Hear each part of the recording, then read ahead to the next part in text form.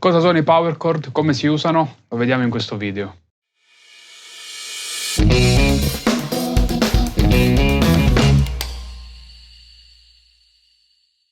Ciao, sono Salvo Di Piazza e se sei nuovo di qui ti invito a iscriverti al canale. In questo video parleremo dei power chord, vedremo nella prima parte di che cosa si tratta, che cosa sono, perché si utilizzano così tanto sulla chitarra e quindi perché sono importanti. Nella seconda parte invece ci concentreremo nel vedere le diteggiature principali e qualche esempio di utilizzo. Nella terza parte vedremo delle diteggiature alternative e assicurati di rimanere fino alla fine perché ti darò un bonus con dei consigli molto utili e interessanti sull'argomento. Power chord sono una semplice struttura armonica che prevede l'utilizzo di due note a distanza di quinta giusta e la cosa si traduce sullo strumento con questa geometria. Abbiamo la nota più grave che dà il nome al power chord, quindi in questo caso per esempio è un Sol, di conseguenza questo è un power chord di Sol, e poi invece la nota più acuta che crea appunto quell'intervallo di quinta giusta rispetto alla nota che sta al basso. Quindi tecnicamente si tratta di un bicordo e nella sua forma più elementare si presenta in questo modo. Noi possiamo utilizzarlo lungo tutti i tasti della tastiera, ma anche su vari set di corde, come vedremo fra poco. I power chord si usano tantissimo per tre motivi. Il primo è appunto che è una geometria piuttosto semplice da imparare e da utilizzare.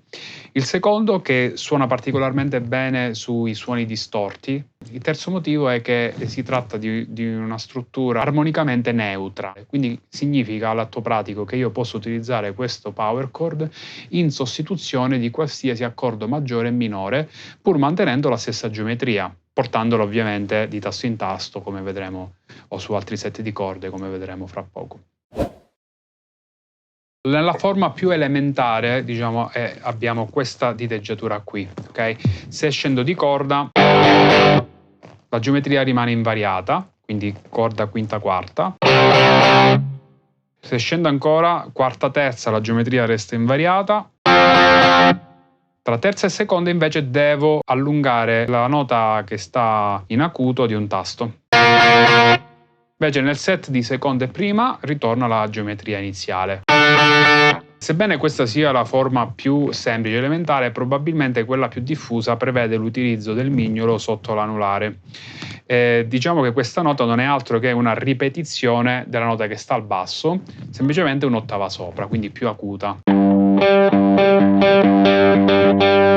Quindi dal punto di vista armonico non introduce nulla di particolarmente nuovo, però nel complesso mi va a arricchire quella che è la sonorità del power chord.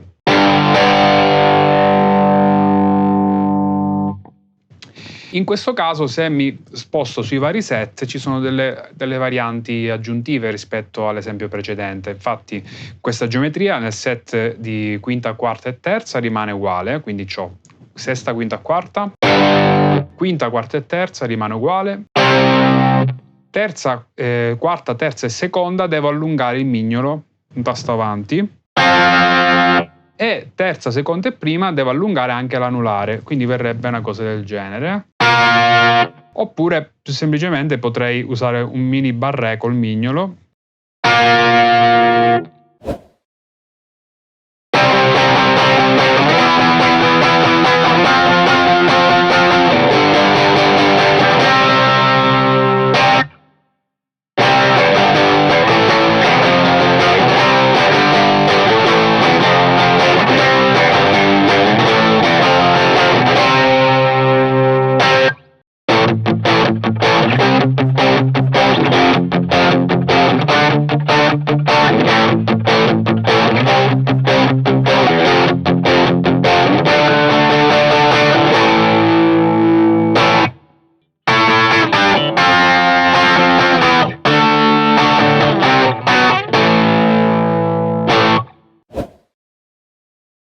Un'altra possibilità interessante che ci dà il power chord è quella di utilizzare il suo rivolto.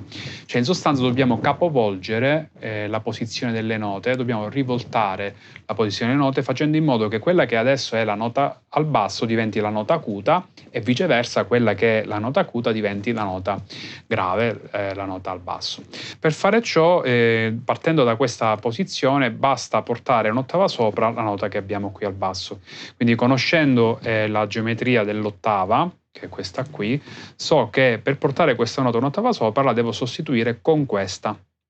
Mentre la nota restante, la nota che mi restava sul power chord, sulla quinta corda, che era la nota acuta, la lasciamo lì dov'è e automaticamente diventerà la nostra nota al basso. Per comodità di solito questa geometria, questa diteggiatura viene presa così, in questo modo, in modo tale che il dito utilizzato, messo un po' più piatto, prenda contemporaneamente due corde. Come abbiamo fatto per il power chord base, possiamo portare anche questa versione rivoltata di questo bicordo anche sui vari set di corde. Quindi vediamo come cambia la geometria. Tra sesta e quinta abbiamo questa. Tra quinta e quarta questa qui, che è uguale. Anche tra quarta e terza corda non cambia la geometria, la diteggiatura. Mentre tra terza e seconda dobbiamo portare la nota acuta avanti di un tasto. Mentre tra seconda e prima ritorniamo alla posizione, alla diteggiatura originale.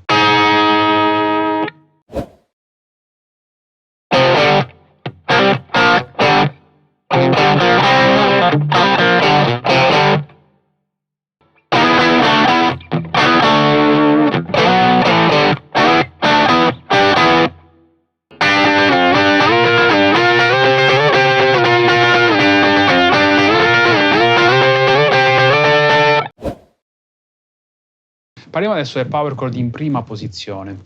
Per ottenere il power chord in prima posizione possiamo partire dal Fa power chord e andare indietro di un tasto. Ovviamente l'indice in questo caso non ci servirà più perché abbiamo la nota, il Mi basso che suonato come corda vuota. Mi aggiusto di conseguenza la diteggiatura nella maniera più comoda usando questo mini barré e avrò la sesta, la quinta e la quarta corda che suoneranno come power chord di Mi in questo caso. Una cosa molto interessante che possiamo fare quando utilizziamo questo power chord in prima posizione è l'aggiunta di note di passaggio per creare dei riff un po' più articolati e interessanti, che sono tanto tipici nel blues ma anche nel rock in generale, insomma non ci sono veramente dei confini dal punto di vista stilistico. Questa soluzione la possiamo utilizzare anche negli altri set di corde, che in questo caso abbiamo fatto sul power chord di Mi, ma è altrettanto valido per il La, scendendo di una corda, e è anche valido sul Re. In questo caso devo sempre portare il dito, in questo caso il dito medio, un tasto avanti, e a sua volta anche sull'ultimo set di corde.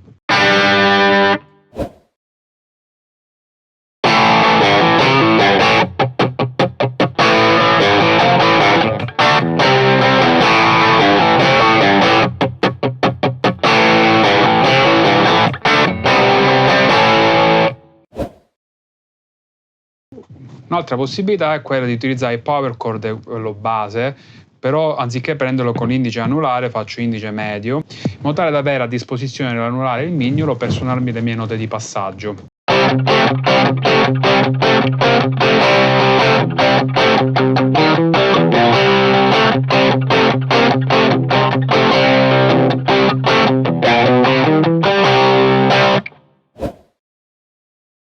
Quindi queste sono le diteggiature principali, le più classiche che vengono utilizzate per i power chord, ma attraverso l'uso dei raddoppi, delle ottave, possiamo ottenere anche delle forme un po' più complesse e anche più ricche e interessanti timbricamente parlando, che vi allego nel bonus che vi ho promesso a inizio video. Infatti ho preparato un PDF che contiene tutte le diteggiature che abbiamo visto fino adesso, più delle diteggiature alternative che reputo molto interessanti e che secondo me sono molto utili da conoscere. Bene, se vi è piaciuto questo video o l'avete trovato utile, interessante in qualche modo, mettete un like, iscrivetevi al canale e se avete qualche domanda scrivetela nei commenti qua sotto. Ci vediamo nel prossimo video.